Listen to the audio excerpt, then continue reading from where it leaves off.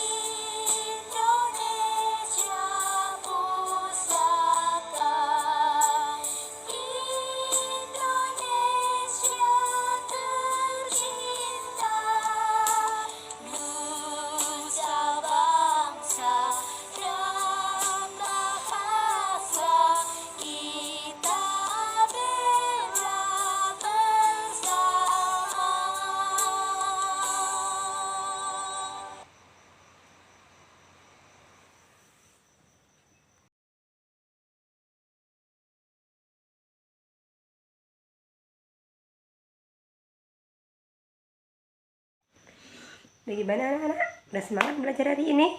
Ya, udah semangat ya. Baiklah, materi kita hari ini ada 3 materi, yaitu SBDP, IPA, dan Bahasa Indonesia.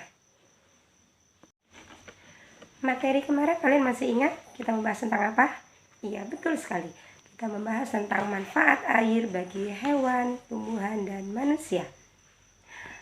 Air sangat bermanfaat untuk hewan, tumbuhan, dan manusia, yaitu diantaranya untuk irigasi, untuk transportasi. Tujuan pembelajaran kita pada hari ini, yang pertama, melalui kegiatan menyanyi, siswa mampu mengidentifikasi berbagai tangga nada dengan benar.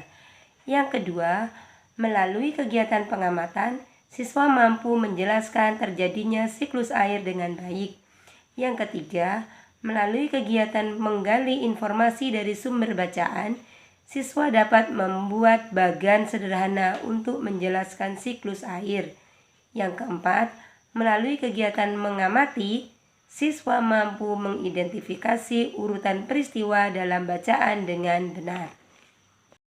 Nah, untuk kegiatan pertama kita hari ini, kita akan bernyanyi bersama-sama, yaitu lagu yang berjudul Air Terjun.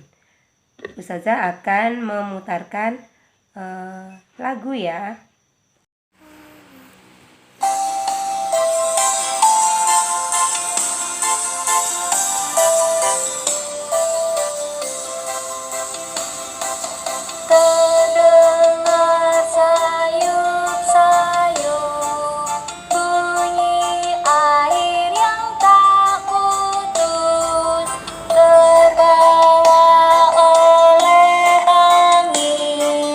Dari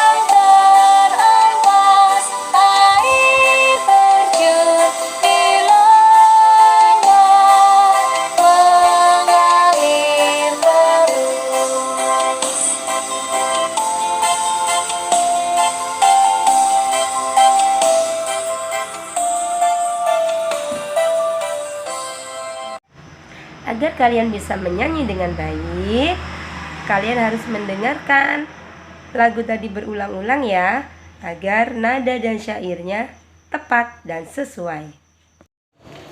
Anak-anak, manusia selalu membutuhkan air dalam kehidupan sehari-hari. Kegunaan air antara lain untuk keperluan rumah tangga, pertanian, industri, dan pembangkit listrik. Air selalu tersedia di bumi karena air mengalami siklus. Siklus air merupakan sirkulasi atau perputaran air secara terus-menerus dari bumi ke atmosfer, kembali lagi ke bumi. Siklus air ini terjadi melalui proses penguapan, pengendapan, dan pengembunan. Perhatikan skema proses siklus air di atas ini. Air di laut, sungai, dan danau menguap akibat panas dari sinar matahari. Proses penguapan ini disebut evaporasi. Tumbuhan juga mengeluarkan uap air ya. Uap air dari permukaan bumi naik dan berkumpul di udara. Lama-kelamaan udara tidak dapat lagi menampung uap air. Proses ini disebut dengan proses presipitasi. Perhatikan skema proses siklus air di atas ini ya. Mula-mula air di laut, sungai, dan danau menguap akibat terkena sinar matahari. Proses penguapan ini disebut dengan evaporasi. Tumbuhan juga mengeluarkan uap air ya. Uap air dari permukaan bumi naik dan berkumpul di udara. Lama-kelamaan udara tidak dapat lagi menampung uap air. Proses ini disebut presipitasi atau pengendapan. Ketika suhu udara turun, uap air akan berubah menjadi titik-titik air. Titik-titik air ini membentuk awan. Proses ini disebut dengan kondensasi atau pengembunan. Titik-titik air ini di awan selanjutnya akan turun menjadi hujan. Air hujan akan turun di darat maupun di laut. Air hujan itu akan jatuh kembali atau ulang kembali. Dari proses sirkulasi dapat disimpulkan bahwa sebenarnya jumlah air di bumi secara keseluruhan cenderung tetap, hanya wujud dan tempatnya yang berubah.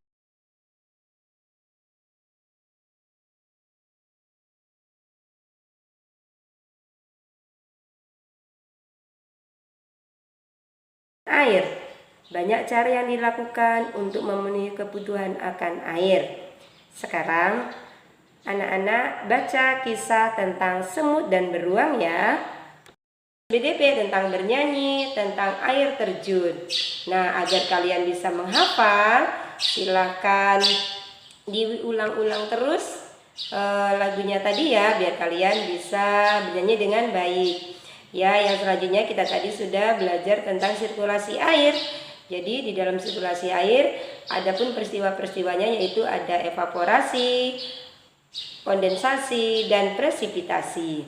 Dan di bahasa Indonesia kalian telah belajar tentang cerita fiksi, non fiksi, yaitu cerita tentang kisah beruang dan semut. Saya akhiri. Wassalamualaikum warahmatullahi wabarakatuh. Selamat bertemu di video selanjutnya ya.